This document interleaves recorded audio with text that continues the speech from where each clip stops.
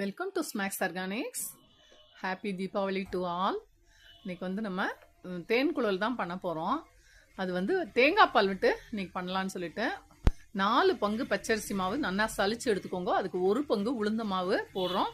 உளுந்த வறுத்துட்டு அதுக்கப்புறமா பொன்னிறமாக வறுக்கக்கூடாது, சூடு பறக்க வறுத்துட்டு அதுக்கப்புறம் அதை மிக்சியில் திரிச்சு திரும்ப அதையும் சலிச்சு எடுத்து 4 பங்கு அரிசி மாவுக்கு பச்சரிசி மாவுக்கு 1 பங்கு உளுந்த மாவு கலந்துட்டு அது கூட ஜீரகம் கையில் நல்லா கசக்கி போடுங்க. தேவையான அளவுக்கு உப்பு, சாஃப்டாக வெண்ணெய் எல்லாம் போட்டு மாவை நல்லா சாஃப்டாக பிசைஞ்சிருங்க. அதாவது தண்ணி விடாமல் பிசைஞ்சிட்டு அதுக்கப்புறம் தேங்காய் பாலை நம்ம அரைச்சி வச்சுருக்கோம் இல்லையா, அதை கொஞ்சம் கொஞ்சமாக விட்டு பிசைங்க. மொத்தமாக விட்டுறக்கூடாது, கொஞ்சம் கொஞ்சமாக விட்டு தேங்காய் பால் விட்டு பிசைங்க. தேங்காய் பால் ஒரு வேளை பத்தலை அப்படின்னு சொன்னால் நீங்கள் தண்ணி ஆட் பண்ணிக்கலாம்.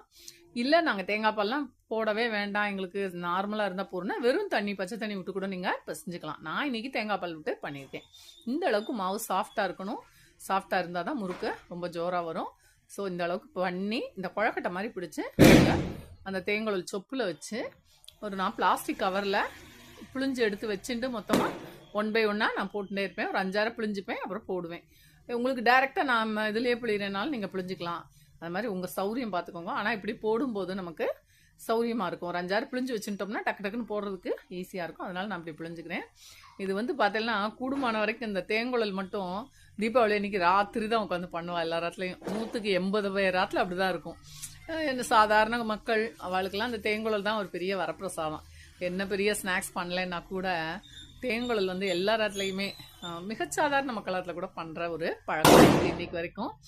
நாங்களாம் குழந்தையில இருக்கிறப்ப கூட அம்மா பண்ணும்போது எல்லாரும் உட்காந்துட்டு ஹெல்ப் பண்ணிட்டு இருப்போம். அதுக்கு நாங்கள் ஒருத்தர் வந்து மாவு அம்மா பிசைஞ்சாச்சுன்னா ஒருத்தர் பிழிஞ்சு கொடுப்போம், ஒருத்தர் போடுவா. அந்த மாதிரி நாங்கள் ஒரு யூனிட்டாக இருக்கோம், ஜாலியாக.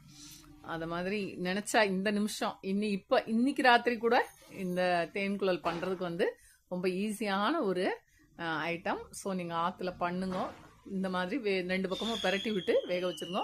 உங்களுக்கு அப்படி பிளாஸ்டிக் கவரில் பண்ண முடியல, எடுத்து போடுற கஷ்டமாக இருக்குன்னா இந்த மாதிரி கரண்டியில் கூட, குழிக்கரண்டியில் நீங்கள் கண் கரண்டின்னு சொல்லுவோம் இல்லையா, அதில் பிழிஞ்சு இந்த மாதிரி போட்டு நீங்கள் எடுத்துக்கலாம். உங்களுக்கு சௌரியம்தான்.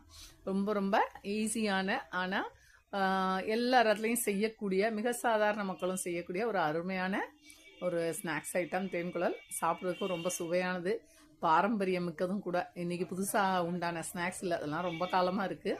ஸோ நீங்கள் ஆற்றுல இந்த தீபாவளிக்கு தேன்குழலில் பண்ணி அசத்துங்க. ரொம்ப டேஸ்டியான தேன்குழல் ரெடி.